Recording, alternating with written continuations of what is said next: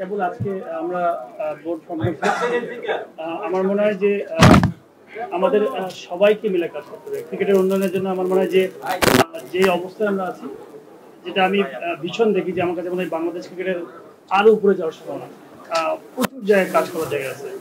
তো যতটুকু ব্রেন আছে, যতটুকু আইডিয়া আছে, আমাদের প্রেসিডেন্ট মহোদয় আছে, আমরা চেষ্টা করবো যে সবাই মিলে একটা টিম হিসেবে কি করে একটা সুন্দর টিম বানায় সবাই মিলে যেন আমরা ভালো একটা ক্রিকেট অবকাঠামো করতে পারি, ক্রিকেট উন্নয়ন করতে পারি, ক্রিকেট মাঠের পারফরমেন্স করতে পারি, কি করে মাঠ বাড়াতে পারি, কি করে বিভিন্ন টুর্নামেন্ট গুলো আয়োজন করতে পারি।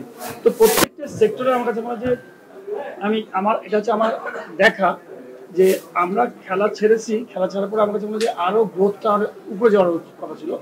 সেই গ্রোথটা অনেক স্লো, তো সেই স্লোটাকে একটু ফাস্ট করা দরকার। এবং আমার মনে হয় যে সবাই মিলে যদি একত্রভাবে আমরা কাজ করি, আপনারা যারা আছেন অবশ্যই নেগেটিভ কথা তো আসবেই, কিন্তু আপনার কোয়ালিটি কথাটা হলে ভালো হয়। আমার কাছে মনে হয় যে আমরা সবাই মিলে দলগতভাবে যদি কাজ করতে পারি, ইনশাল্লাহ দেখবেন বাংলাদেশ টিম এবং যে নিশ্চয়ই বুলবুল ভাই অলরেডি একটা প্ল্যান করেছে, আমি যতদূর জানি যে নেক্সট 2 বছর 4 বছর আমরা কোথায় রাখতে চাই।